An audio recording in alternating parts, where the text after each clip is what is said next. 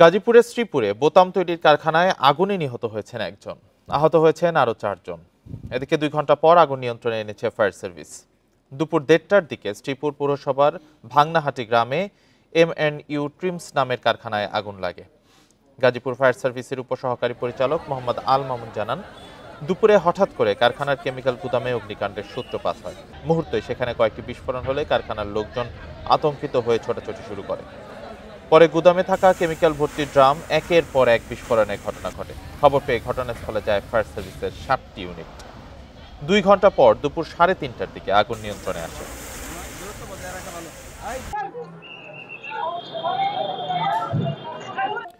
গাজীপুরের শ্রীপুরে বোতাম তৈরির একটি কারখানায় আগুন লেগেছে, নিয়ন্ত্রণে কাজ করছে ফায়ার সার্ভিসের 7টি ইউনিট। এ নিয়ে আরো জানাতে গাজীপুর থেকে যুক্ত হয়েছেন সহকর্মী আবুল হাসান। আবুল হাসান, আগুন পুরোপুরি নিয়ন্ত্রণে এসেছে কিনা, কোন পর্যায়ে আছে এবং হতাহতদের বিষয়ে জানতে চাই, কিভাবে সূত্রপাত হলো আগুন?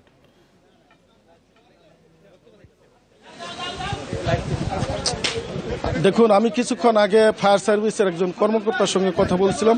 তিনি আমাদেরকে যেটি জানিয়েছেন যে দুপুর 1:30টার দিকে শ্রীপুরের ভাগনাহাটি এলাকায় MNU নামে একটি কারখানায় যেখানে এখানে বোতাম তৈরি করা হচ্ছিল, সেই কারখানায় আগুন লাগে এবং আগুনের পরপরই কিন্তু ফায়ার সার্ভিসের 7টি ইউনিট এখানে এসে আগুন নেভানোর কাজে যোগ দেয়।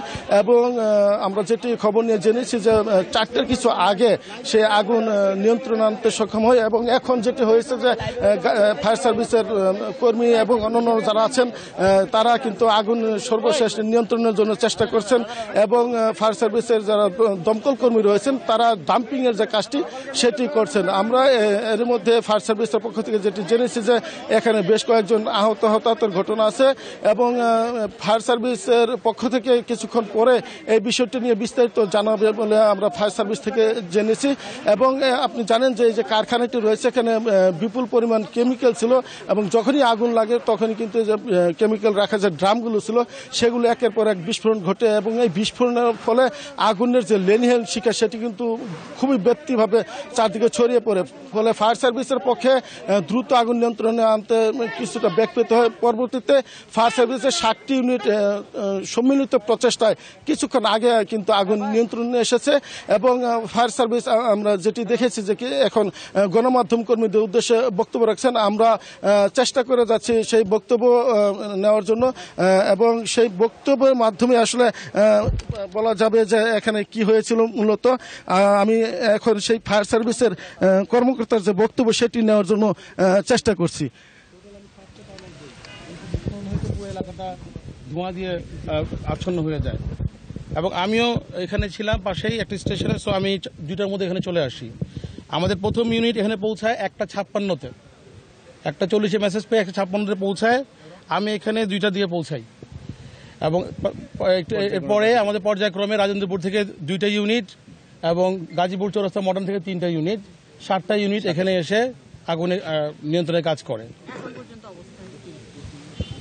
আগুনটা আপনারা দেখতে পাচ্ছেন যে এখানে একটা ওয়েস্টের শেড আছে, এখানেই বিস্ফোরণটা হয়েছিল। এখানে আপনারা দেখতে পাচ্ছেন ড্রাম আছে, কেমিক্যালের ড্রাম। আমরা যারা মেসেজ পেয়েছি এখানে রেজিন ছিল, রেজিন কেমিক্যাল ছিল, বাট আমাদের ইনভেস্টিগেশন করলে বোঝা যাবে কি আছে এখানে। তো এই ওয়েস্টেজ থেকে এখান থেকে বিস্ফোরণের সূত্রপাত। আমরা আসার আগে শুনেছি এখানে 2-3 জন আহত হয়েছে, বাট আমরা এসে কাউকে আমরা উদ্ধার করতে হয় নাই, তারা হয়তো আমরা আসার আগে চলে গিয়েছে। গাজীপুরের শ্রীপুরে বোতাম তৈরির একটি কারখানায় অগ্নিকাণ্ডের বিষয়ে জানাচ্ছিলেন সহকর্মী আবুল হাসান। নির্বাচনী ব্যবস্থা সংস্কারের সুপারিশ করবে সংস্কার কমিশন। আর কোন দল নির্বাচনে আসবে না আসবে না তা নির্ধারণ করবে নির্বাচন কমিশন। দুপুরে চট্টগ্রামে বিভিন্ন রাজনৈতিক দল ও সুশীল সমাজের সাথে মত বিনিময়ে কথা বলেন নির্বাচন সংস্কার কমিশনের প্রধান ডক্টর বদিউল আলম মজুমদার। এ সময় তিনি আরো জানান, বর্তমান নির্বাচন কমিশন পুরনো আইনে পরিচালিত হলেও সংস্কার কমিশনের সাথে তা সাংঘর্ষিক নয়।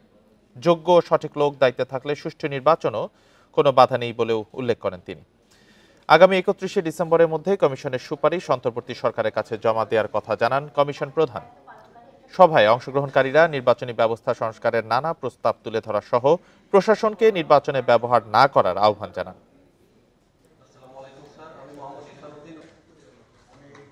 যাদেরকে নিয়ে অনুসন্ধান কমিটি গঠন করা হয়েছে তারা অত্যন্ত সম্মানিত ব্যক্তি, দল নিরপেক্ষ ব্যক্তি। তো তারা যাদের নাম প্রস্তাব করেছে তাদের থেকে নিয়োগ দেওয়া হয়েছে।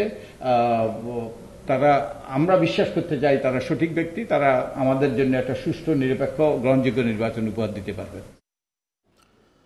ঘন কুয়াশায় ঢাকা মাওয়া এক্সপ্রেসওয়েতে একাধিক স্থানে বাস সহ কয়েকটি যানবাহনের মধ্যে সংঘর্ষের ঘটনা ঘটেছে। এতে একজন নিহত এবং অন্তত 5 জন আহত হয়েছেন। এছাড়া মধ্যরাতে চাঁদপুরে মেঘনা নদীতে সংঘর্ষ হয়েছে দুটি লঞ্চের মধ্যে। ঘন কুয়াশার দেখা মিলছে সারা দেশেই। দৃষ্টিসীমা কমে আসায় দিনের বেলায়ও সড়কে হেডলাইট জ্বালিয়ে ধীর গতিতে চলছে যানবাহন। এর মধ্যে ঢাকা মাওয়া এক্সপ্রেসওয়েতে দুর্ঘটনার কবলে পড়ে বেশ কয়েকটি যানবাহন। ঢাকা থেকে মাওয়াগামী একটি ট্রাক বিকল হলে পেছন থেকে ধাক্কা দেয় একটি বাস। কেউটখালীতে সংঘর্ষ হয় দুটি বাসের। এছাড়াও রোববার ভোরের দিকে মহাসড়কের বিভিন্ন স্থানে ঘটে একাধিক সংঘর্ষের ঘটনা। তো এত কুয়াশা রাস্তায় গাড়ি সিরিয়ালে মারি খাইছে, আমার পিছনে আমার আগে ইনা পরিবহন মারি খাইছে, কভার মারি, মানে ভাই কি করবো ভাই। হঠাৎ করে সামনে যে অ্যাক্সিডেন্ট হয়েছে এটা তো আমরা আগে থেকে জানি না, এবার হঠাৎ করে মনে করেন যে সামনে প্রচেষ্টা। পুলিশ জানায় মহাসড়কটির বিভিন্ন পয়েন্টে সংঘর্ষের ঘটনায় বাসসহ অন্তত 7টি যানবাহন ক্ষতিগ্রস্ত হয়েছে। এতে ঘটে হতাহতের ঘটনাও। কাভার ভ্যান, অজ্ঞাতনামা বাস এবং মাইক্রো তিনটা চলে যায়। কিন্তু এই বাসের পিছনে এই সাকুরা পরিবহন একটা ধাক্কা দেয়, সাকুরা পরিবহনের পরে ধাক্কা দেয় হলো এনা পরিবহন, এনা পরিবহনের পিছনে ধাক্কা দেয় হলো আমাদের গোল্ডেন লাইন পরিবহন। এদিকে ঘন কুয়াশার কারণে চাঁদপুরের কাছে মেঘনা নদীতে ঢাকা বরিশাল রুটের দুটি লঞ্চের মধ্যে সংঘর্ষের ঘটনা ঘটেছে। এতে তেমন কেউ আহত না হলেও আতঙ্ক ছড়িয়ে পড়ে যাত্রীদের মধ্যে। অনেক ঘন কুয়াশা ছিল, তার পরবর্তীতে আওলাদের মেইন চালক যে সে চালায়নি। হঠাৎ করে মানে এমন একটা আওয়াজ হয়েছে যে লঞ্চ একবার আমরা ছিটকে পড়ে গেছি। আওলাদ 10-এর মনে করে তলা ফাইটে গেছে, সামনে পানি আছে, এই কারণে লঞ্চ বন্ধ আছিল। পরে আমাকে এই লঞ্চটা রিসিভ করে আনছে। এই ঘটনায় 2 লঞ্চের 4 মাস্টারকে কারণ দর্শানোর নোটিশ দিয়েছে BIWTA। রেশমি নন্দী, ইন্ডিপেন্ডেন্ট নিউজ। সড়ক দুর্ঘটনা বিষয়ে আরো জানাতে মুন্সিগঞ্জ থেকে যুক্ত হয়েছেন সহকর্মী জিতু রায়। জিতু রায়, কয়েকটি স্থানে দুর্ঘটনা ঘটেছে, সেক্ষেত্রে এখন যান চলাচল স্বাভাবিক রয়েছে কিনা? আর আরেকটি জিনিস, যে শীতকালে তো কুয়াশা থাকবে, তো সেক্ষেত্রে যাতে দুর্ঘটনা না ঘটে সেজন্য হাইওয়ে পুলিশ কি ব্যবস্থা নিচ্ছে বা নির্দেশনা দিয়েছে? এই মুহূর্তে যান চলাচল আগের চাইতে অনেকটা স্বাভাবিক। আর সকালেও ভোরের দিকে যখন দুর্ঘটনাগুলো ঘটেছিল সেই দুর্ঘটনাগুলোর ক্ষেত্রে যেটি লক্ষ্য করা গেছে যে হাইওয়েতে স্বাভাবিক গতিতে যানবাহন চলাচল করতে পারলেও বিঘ্ন ঘটেছিল, কিন্তু হাইওয়েতে যানবাহন চলাচল স্বাভাবিক ছিল। আর এই দুর্ঘটনাগুলো এমনভাবে ঘটেছে যে 10 কিলোমিটারের মধ্যে প্রায় 5টি দুর্ঘটনা ঘটেছে। 7টি বাস, একটি প্রাইভেট কার এবং একটি ট্রাক দুমড়ে মুচড়ে গিয়েছে। একটি ট্রাক বিকল হয়ে দাঁড়িয়ে থাকার কারণে পেছন থেকে আরেকটি বাস এসে এবং তার পেছনে আরেকটি প্রাইভেট কার এসে সজোরে ধাক্কা দিলে প্রাইভেট কারের যিনি চালক ফরহাদ তিনি মৃত্যুবরণ করেন হাসপাতালে নেবার পর। আর এখন যে বাসগুলোকে আমরা হাসারা হাইওয়ে থানার সামনে যে আমরা লক্ষ্য করছি, ফাঁড়ির সামনে বাসগুলোকে এনে জমা করা হয়েছে, সেগুলোকে জব্দ করা হয়েছে। এখন যান চলাচল স্বাভাবিক। আর হাইওয়ে পুলিশ যেটি বলছেন, এটি সম্পূর্ণ অসতর্কতার কারণে এই ধরনের দুর্ঘটনাগুলো ঘটছে বলে তারা মনে করছেন, যার কারণে তারা বলছেন যে এই ধরনের যখনই ঘন কুয়াশা থাকবে তখন তারা সতর্ক করছেন যেন হেডলাইট ব্যবহার করা হয় এবং পাশাপাশি গাড়ির গতি কমিয়ে চালানো হয়। কিন্তু ড্রাইভারদের অসতর্কতাকেই তারা এখন দুষছেন। আর একই সাথে যেটি বলবো যে গতির কথাটি যেটি বলছিলাম, যে সকালে ঘন কুয়াশা থাকলেও দুপুরে দিকে কিন্তু কুয়াশা কেটে গিয়েছিল। যখন এই উদ্ধার অভিযানগুলো চলছিল ঠিক তখনই কিন্তু আরও একটি দুর্ঘটনা ঘটে কেওটখালী সরকারি প্রাথমিক বিদ্যালয়ের সামনে। একটি যাত্রীবাহী বাসকে পেছন থেকে আরও একটি যাত্রীবাহী বাস সজোরে ধাক্কা দিলে কিন্তু দুমড়ে মুচড়ে যায় এবং সেটি কিন্তু রাস্তার পাশে গিয়ে পড়ে যায়। তো ফায়ার সার্ভিস এবং পুলিশ যেটি বলছে, আইন পুলিশ বলছে যে সম্পূর্ণ গতির কারণেই কিন্তু এই ধরনের দুর্ঘটনাগুলো প্রতিদিনই ঘটছে। তো মুন্সিগঞ্জের হাইওয়ের যে দায়িত্বপ্রাপ্ত কর্মকর্তারা রয়েছেন তারা বলছেন যে এই ঢাকা মাওয়া হাইওয়ে এক্সপ্রেসওয়েতে শুধুমাত্র কোনো ব্যবস্থা গ্রহণ করে কিন্তু এর সমাধান করা যাবে না। সমাধান করবার জন্য কিন্তু সতর্কতা থাকতে হবে সর্বস্তরে, ড্রাইভার থেকে শুরু করে সকলের কিন্তু একটা সমন্বিত প্রচেষ্টা থাকতে হবে বলে তারা মনে করছে। ঢাকা মাওয়া এক্সপ্রেসওয়েতে দুর্ঘটনা বিষয়ে জানাচ্ছিলেন সহকর্মী জিতু রায়। নাটোরের লালপুরে চলন্ত ট্রেনে ব্রেক জ্যাম হয়ে আগুনের ঘটনা ঘটেছে। গতরাতে আজিমনগর রেলওয়ে স্টেশনের মহিষখোলা এলাকায় এই ঘটনাটি ঘটে, তবে কেউ হতাহত হননি। ট্রেন চলাচলেও কোনো বিঘ্ন ঘটেনি। Azimnagar railway station master Kamrul Hasan জানান, খুলনা থেকে ছেড়ে আসা রাজশাহীগামী সাগরদানি এক্সপ্রেস ট্রেনটি মহিষখোলা এলাকায় পৌঁছালে ট্রেনের নিচ থেকে ধোঁয়া বের হয়। বিষয়টি ট্রেনের যাত্রী ও টিটি দেখতে পেয়ে চালককে জানান। পরে ট্রেন থামিয়ে দেখা যায় ট্রেনটির ব্রেক জ্যাম হয়ে সেখানে আগুন ধরে যায়। এই ঘটনায় ট্রেনের যাত্রীদের মধ্যে আতঙ্ক ছড়িয়ে পড়ে। কিছু সময় পর আগুন নিভে গেলে ট্রেনটি ছেড়ে যায়।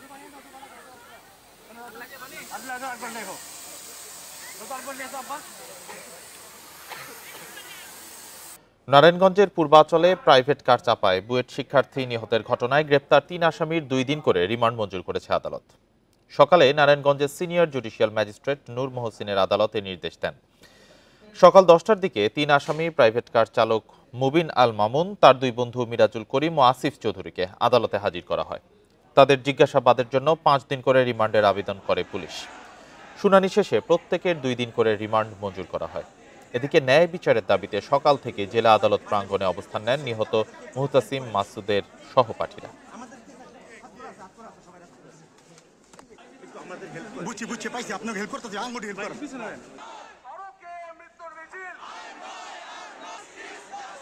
পাঁচ দিনের পরিবর্তে তাদেরকে 2 দিনের রিমান্ড মঞ্জুর করেছে।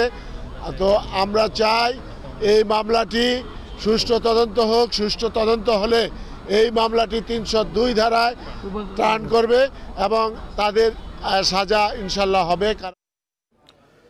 নাটোরের মহাশ্মশানে সেবায়েত তরুণ দাস হত্যার ঘটনায় অজ্ঞাতদের আসামি করে মামলা দায়ের করা হয়েছে। শনিবার রাতে নিহতের ছেলে তপু কুমার দাস বাদী হয়ে সদর থানায় মামলাটি দায়ের করেন। এদিকে ঘটনার একদিন পরেও পুলিশ কাউকে গ্রেপ্তার করতে পারেনি। পুলিশ জানিয়েছে, তথ্য প্রযুক্তি ব্যবহার করে রহস্য উদ্ঘাটন এবং ঘটনার সাথে জড়িতদের গ্রেপ্তারে কাজ করছেন তারা। শুক্রবার রাতে কাশীপুর কেন্দ্রীয় মহাশ্মশান মন্দিরে ডাকাতের হামলায় সেবায়েত তরুণ দাস নিহত হন। এ সময় মন্দিরের দানবাক্স ও কয়েকটি ঘরের জিনিসপত্র লুট করে ডাকাতরা।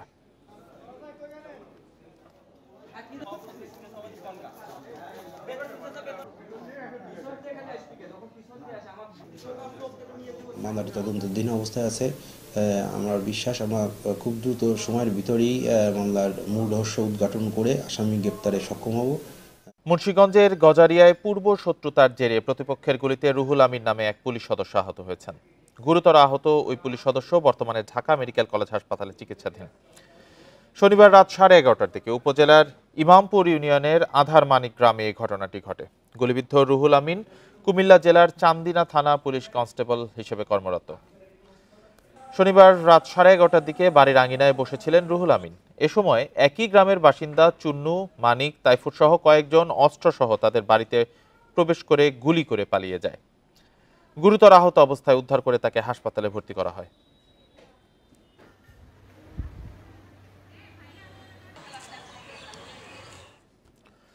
নাশকতার পৃথক মামলায় যশোরের আদালতে আওয়ামী লীগের 221 জন নেতাকর্মী আত্মসমর্পণ করেছেন। দুপুরে জুডিশিয়াল ম্যাজিস্ট্রেট আদালতে তারা আত্মসমর্পণ করেন। তাদের মধ্যে 179 জনের জামিন নামঞ্জুর করে জেল হাজতে প্রেরণের নির্দেশ দিয়েছে আদালত। আদালত সূত্রে জানা যায়, দুপুরে যশোরের অভয়নগর উপজেলার নাশকতার মামলায় আওয়ামী লীগের বিভিন্ন স্তরের 153 জন ও সদর উপজেলার নাশকতার মামলায় 26 জন সহ মোট 179 জন নেতাকর্মী আত্মসমর্পণ করে। তাদের জামিন নামঞ্জুর করে কারাগারে পাঠানোর আদেশ দেয় আদালত।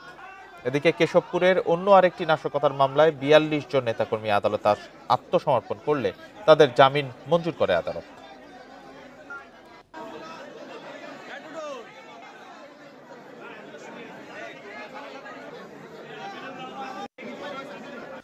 চট্টগ্রাম বন্দরের NCT-2 জেটিতে নোঙর করেছে পাকিস্তান থেকে আসা আলোচিত জাহাজ MV ইওয়ান জিয়ান ফা ঝং। দুপুর 2টার দিকে জেটিতে পৌঁছায় জাহাজটি। এ বিষয়ে আরো জানাতে যোগ দিয়েছেন সহকর্মী অনুপম শীল। অনুপম, জাহাজটিতে এবার কি কি চালান এসেছে, কি কি পণ্যদ্রব্য এসেছে এবং কত সময় এটি বাংলাদেশে অবস্থান করবে?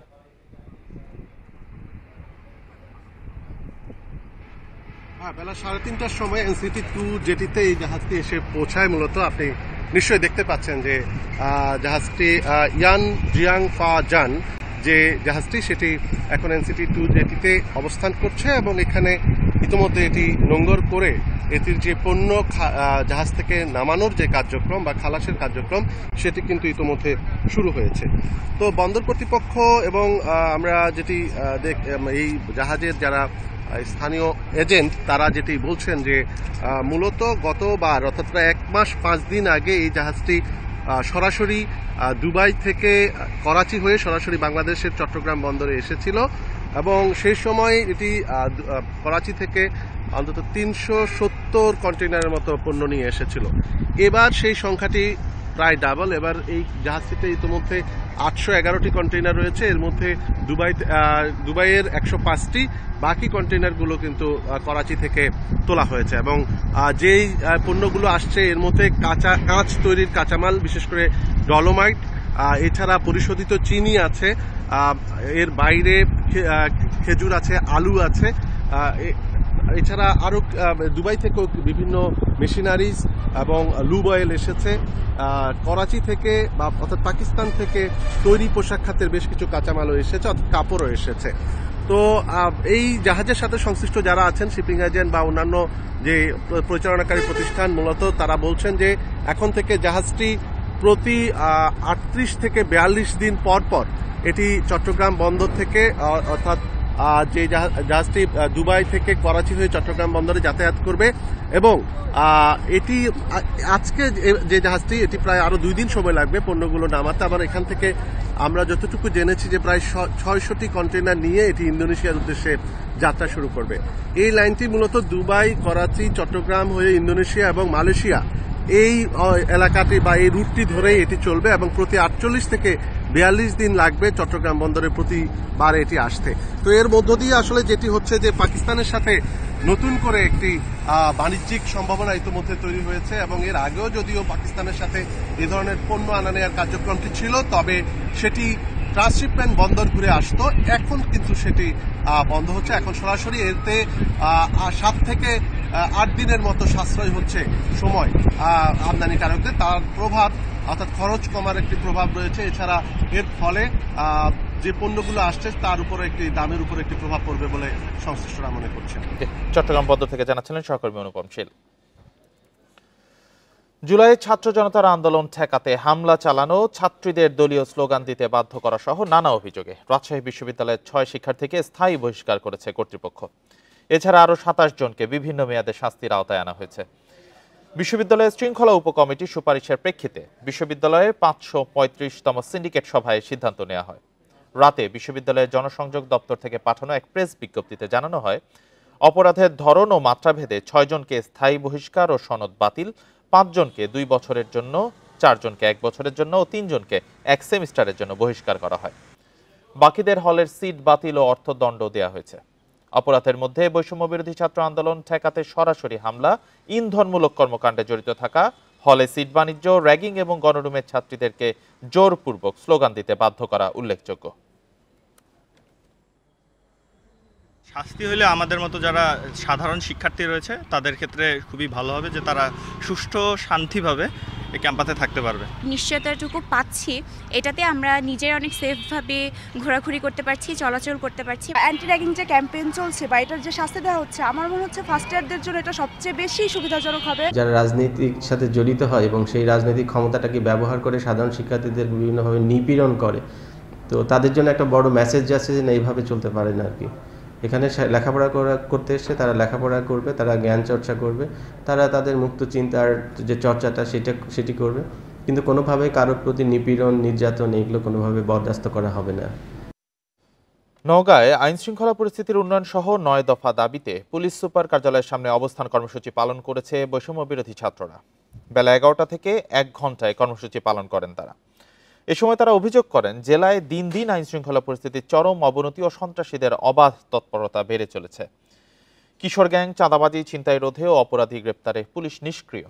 আগামী 7 দিনের মধ্যে পুলিশের রাজনৈতিক লেজুর বৃত্তি ও অর্থনৈতিক সুবিধা নেওয়া বন্ধ না হলে জেলার 11 থানা ঘেরাও সহ আরও কঠোর কর্মসূচির হুঁশিয়ারি দেন তারা।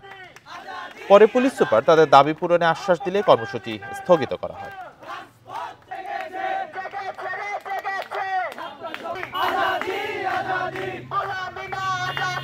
চাঁদাবাজির কোনো কিছু কমে নাই। থানাতে গেলে মামলা নেওয়া হচ্ছে না, এই ভাইয়ের রেফারেন্স ওই ভাইয়ের রেফারেন্সে মামলার এজাহারভুক্ত করা হচ্ছে, এই জায়গাগুলো তো আমরা তো চাইনি। তিনি আশ্বাস দিয়েছেন যে এটা আমাদের বাস্তবায়ন করে দেখাবে, এবং আমরা তো বলেছি যদি বাস্তবায়ন না হয় 7 দিনের মধ্যে, তাহলে আমাদের যে আরো কঠোর ভূমিকা আছে, কঠোর অবস্থান, আমরা সেগুলো অবস্থান কর্মসূচিগুলো আমরা পালন করব। নাগরিক অধিকার প্রতিষ্ঠা করতে, নিরাপত্তা প্রতিষ্ঠা করতে আমরা ছাত্র বৈষম্য বিরোধীদের সাথে এবং আপামর জনসাধারণের সাথে একযোগে একভাবে কাজ করে আমরা কাজ করে যাব। নওগাঁয় একটি সুন্দর সমাজ, শান্তিপূর্ণ সমাজ প্রতিষ্ঠা করব। আইনের দিক থেকে আওয়ামী লীগের ভোটে প্রতিদ্বন্দ্বিতায় বাধা না থাকলেও ছাত্র জনতা গণহত্যাকারীদের নির্বাচনে আসতে দিবে না। দুপুরে রংপুরের শহীদদের কবর জিয়ারতকালে এই কথা বলেন জাতীয় নাগরিক কমিটির সদস্য সচিব আক্তার হোসেন। এ সময় তিনি আরও বলেন, ফ্যাসিবাদী ও মানবতা বিরোধী অপরাধীদের প্রতিরোধে প্রয়োজনে আবারও আন্দোলনে নামার জন্য ছাত্র জনতা প্রস্তুত আছে। জুলাই বিপ্লবে রংপুরের কাউনিয়া ও পীরগাছা উপজেলার 8 শহীদের কবর জিয়ারত শেষে পরিবারের সাথে দেখা করেন সংগঠনটির নেতারা। এ সময় জেলা ও বিভাগের নেতারাও তাদের সঙ্গে উপস্থিত ছিলেন। মানুষের উপরে গণহত্যা চালিয়ে মানবতা বিরোধী অপরাধ করে যে ভয়ঙ্করতম পাপ আওয়ামী লীগ দল হিসেবে করেছে, সেই পাপ থেকে মুক্তির এখন পর্যন্ত কোনো উপায় তারা অবলম্বন করে নাই। এখনো পর্যন্ত আমাদের সহযোদ্ধাদেরকে খুনের হুমকি দিয়ে বেরোচ্ছে।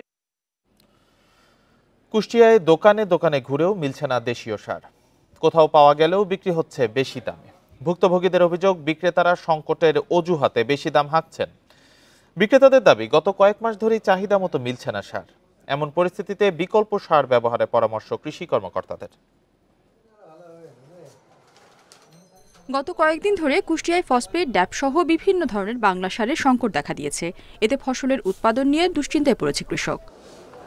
ভুক্তভোগীদের অভিযোগ, দোকানে দোকানে ঘুরেও প্রয়োজনীয় সার মিলছে না। কোথাও মিললেও সংকটের অজুহাতেই বিক্রি হচ্ছে বস্তায় 200 থেকে 300 টাকা বেশি দামে। সারের যে দাম, আর সার তো আমরা পাইনি ঠিক মতন। অন্য বছরের সাহেবের বেশি, মেলা বেশি, মানে বস্তার পর 300-400 টাকার বেশি। 1100-1200 টাকা বস্তা, সেই সার এখন 1400 থেকে 1550 টাকা পর্যন্ত। বিক্রেতাদের দাবি, গত কয়েক মাস ধরে চাহিদা মতো সার পাচ্ছেন না। আমাদের বরাদ্দ দিতে হবে বিসিআইসি, তারপরে আমরা মালটা পাবো। তারা বলছে ভাই মাল নেই, আমার দোকানে এসে কি আমি বলি ভাই মাল নেই, কি করার। পরিস্থিতি সামাল দিতে বিকল্প সার ব্যবহারের পরামর্শ দিচ্ছে কৃষি কর্মকর্তারা। মাস যাবত এই সারটার বরাদ্দ নাই, এবং কৃষকের কাছে এই বাংলা ডিএপি বা বাংলা টিএসপি সারটা অতি প্রিয় একটি সার। তারা ওইটা ফ্যাসিনেশন বাদ দিয়ে যে কোনো যে আমাদের টিএসপি সারগুলো রয়েছে আমদানি করা, সেই সারগুলো তারা ব্যবহার করতে পারে। জেলায় এই মৌসুমে 1,25,000 হেক্টর জমিতে চাষাবাদ হচ্ছে। Independent news. হত্যাসহ 4 মামলায় সাবেক সংসদ সদস্য আব্দুস সালাম মুর্শিদির জামিন নামঞ্জুর করে কারাগারে পাঠানোর আদেশ দিয়েছে আদালত। দুপুরে খুলনার আলাদা 2 সিনিয়র জুডিশিয়াল ম্যাজিস্ট্রেট এ আদেশ দেন। এর আগে বেলা 12টায় কড়া নিরাপত্তার মধ্যে সালাম মুর্শিদিকে 4 মামলায় শো ন্যারেজ দেখিয়ে আদালতে হাজির করা হয়। জামিন শুনানি শেষে আবারও তাকে কারাগারে পাঠানো হয়। তাকে কারাগারে নিয়ে যাওয়ার পর আদালত চত্বরে তার পক্ষে বিপক্ষের লোকজনের মধ্যে বাকবিতণ্ডা হয়। বৈষম্য বিরোধী ছাত্র আন্দোলনের হত্যা হামলা মামলার আসামি তিনি। গত 1 অক্টোবর রাজধানীর বসুন্ধরা আবাসিক এলাকা থেকে সালাম মুর্শিদিকে গ্রেপ্তার করে র্যাব।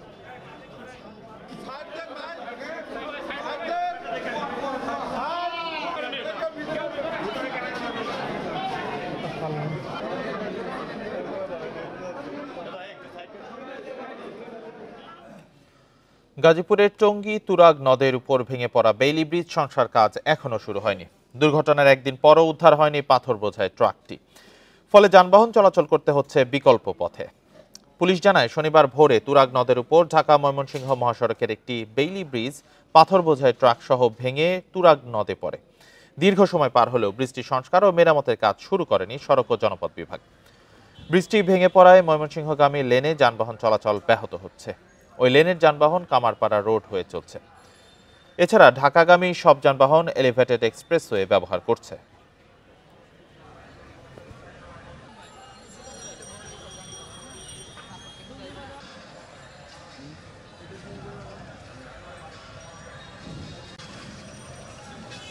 একটা ব্রিজ ভেঙে চলে পড়ে গেছে গা, দেখেন আরেক সাইড দিয়ে মানুষ কিভাবে যায়, দেখেন কত হাজার হাজার লোক আছে এই জায়গায়, অনেক সমস্যা হচ্ছে।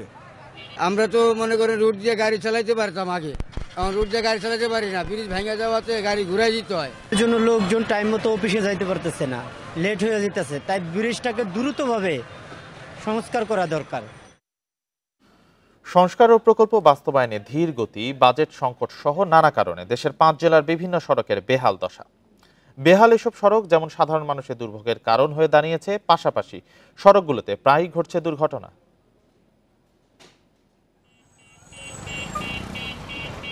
পদ্মা ও কালনা সেতুর মাধ্যমে খুব সহজে নড়াইলে বাস, ট্রাক সহ ভারী যানবাহন প্রবেশ করতে পারছে। তবে এ ধরনের বড় যানবাহন চলাচলের জন্য নেই প্রশস্ত সড়ক। কালনা সড়ক থেকে নড়াইল হয়ে যশোর পর্যন্ত 56 কিলোমিটার সড়কের বেহাল দশা। ছোট ছোট খানাখন্দ ও ঝুঁকিপূর্ণ বাঁকের কারণে প্রায়ই ঘটছে দুর্ঘটনা। এতে ভোগান্তিতে সড়ক ব্যবহারকারীরা, অন্যদিকে ট্রাফিক নিয়ন্ত্রণে হিমশিম অবস্থা পুলিশের। রাস্তাটা যদি একটু বড় হয় আমাদের জন্য ভালো, দুর্ঘটনা কমবে। রাস্তা যদি এক্সটেনশন না করা হয় এগুলো বড় চ্যালেঞ্জ, এই নড়াইল জেলার জন্য বড় চ্যালেঞ্জ। এবং আপনারা দেখছেন প্রায় কিন্তু সড়ক দুর্ঘটনা হচ্ছে। যখন এই গাড়িগুলো এই সরু রাস্তায় ওভারটেকিং করতে যাচ্ছে তখনই কিন্তু সড়ক দুর্ঘটনা হচ্ছে।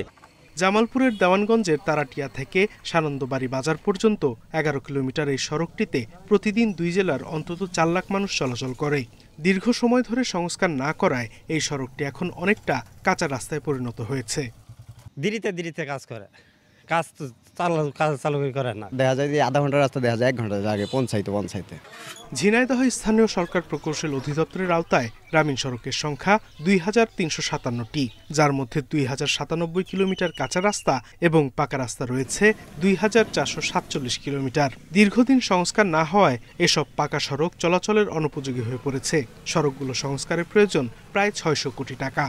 এখন এই রাস্তার যে পরিস্থিতি তাতে চলার মতন যোগ্য নাই, গাড়ি ঘোড়া চলছে না, ভেঙে যাওয়া যায় না, মাথা টাথা ভেঙে যাচ্ছে, গাড়ি ঘোড়া ভেঙে যাচ্ছে। আমরা যদি প্রতি বছর 500 থেকে 600 কিলোমিটার রাস্তা মেরামত করতে পারি তাহলে জেলার সমস্ত পাকা রাস্তা ভালো থাকবে। আমাদের বরাদ্দ মিনিমাম যদি 3 থেকে 4 গুণ বাড়ানো যায় তাহলে সেই রাস্তাগুলো মেরামত করা সম্ভব হবে।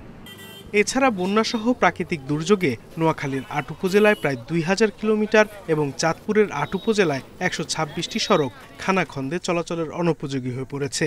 সড়কগুলো দ্রুত সংস্কারের দাবি স্থানীয়দের। Sadequr Rahman Siddiqui, independent news. পুরোপুরি কাজ শেষ না হলেও জানুয়ারিতে চট্টগ্রাম এলিভেটেড এক্সপ্রেসওয়েতে চলাচলকারী গাড়িকে গুনতে হবে টোল। কয়েক দফা কমিয়ে ইতোমধ্যে চূড়ান্ত হয়েছে টোলের হার। 10 ধরনের গাড়ি চলতে পারলেও এলিভেটেড এক্সপ্রেসওয়েতে চলতে পারবে না মোটরসাইকেল ও ভারী ট্রাক। আনুষ্ঠানিকভাবে চলাচল শুরু না হলেও কয়েক মাস থেকে চট্টগ্রামের প্রথম এলিভেটেড এক্সপ্রেসওয়েতে পরীক্ষামূলকভাবে চলাচল করছে যানবাহন। কয়েকবার টোল হার নির্ধারণ হলেও নানা সমালোচনার পর এবার 10 ধরনের গাড়ির টোল হার চূড়ান্ত করেছে চট্টগ্রাম উন্নয়ন কর্তৃপক্ষ সিডিএ। আমরা একটু আবার আপিল করেছিলাম মন্ত্রণালয়ের মাধ্যমে বর্তমান সরকারের আমলে।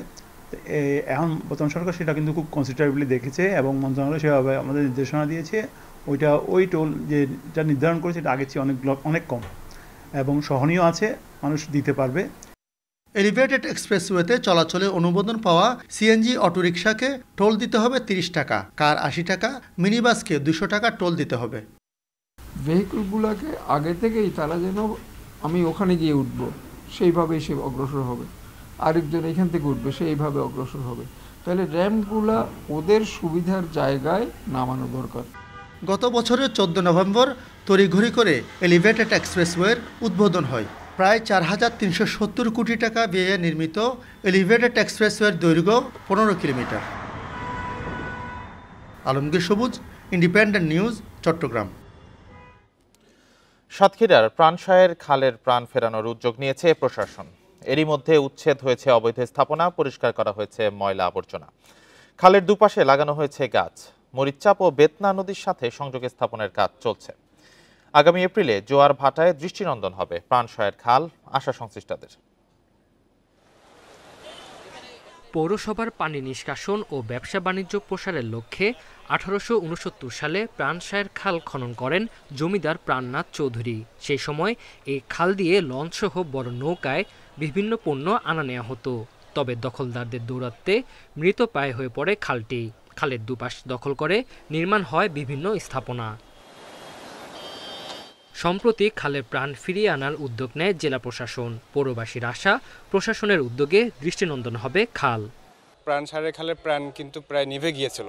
সম্প্রতি জেলা প্রশাসনের উদ্যোগে এই খালের প্রাণ ফেরাতে কিন্তু বৃক্ষরোপণ এবং বিভিন্ন উদ্যোগ গ্রহণ করা হয়েছে। এখনই দরকার খালের পরিচর্যা এবং ওইখানে যে গাছগুলি লাগানো হয়েছে এই পরিচর্যার জন্য ওর সাথে যারা সংলগ্ন দোকানদার আছেন তাদেরকে যুক্ত করে দেওয়া এবং নাগরিকদেরও একটি বড় অংশ এটি মনিটর করার জন্য দরকার। এরই মধ্যে ময়লা আবর্জনা পরিষ্কার, অবৈধ স্থাপনা উচ্ছেদ ও খালের দুপাশে গাছ লাগানোর কাজ শুরু করেছে প্রশাসন। এছাড়া জনসচেতনতা বাড়াতে চলছে অভিযান। পৌরসভার অংশ যেটুকু আছে, পৌরসভার যারা প্রশাসক বা কর্মকর্তা আছেন তাদেরকে বলেছি যে তারা যেন এই দুই ধারে দৃষ্টিনন্দন করার জন্য যা করবেন সেটা যেন করেন। আমরা সামগ্রিকভাবে এই খালের উন্নয়নের জন্য আমরা কাজ করে যাচ্ছি। বেতনা নদীর সাথে প্রাণসায়ের খালের সংযোগ স্থাপন করতে স্লুইস গেট সংস্কারের উদ্যোগ নিয়েছে পানি উন্নয়ন বোর্ড।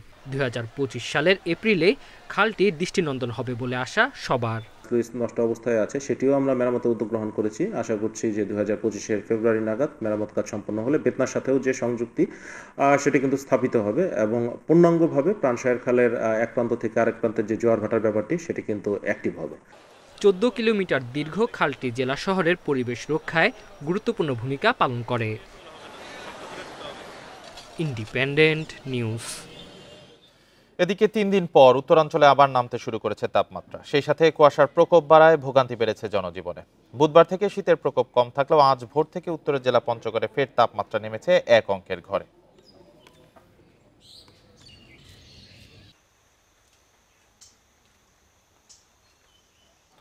এই ছিল এখনকার সংবাদে। ইন্ডিপেন্ডেন্ট টেলিভিশনের সব খবর আরো বিস্তারিত জানতে চোখ রাখুন ফেসবুক, ইউটিউব, এক্সে। ধন্যবাদ সবাই।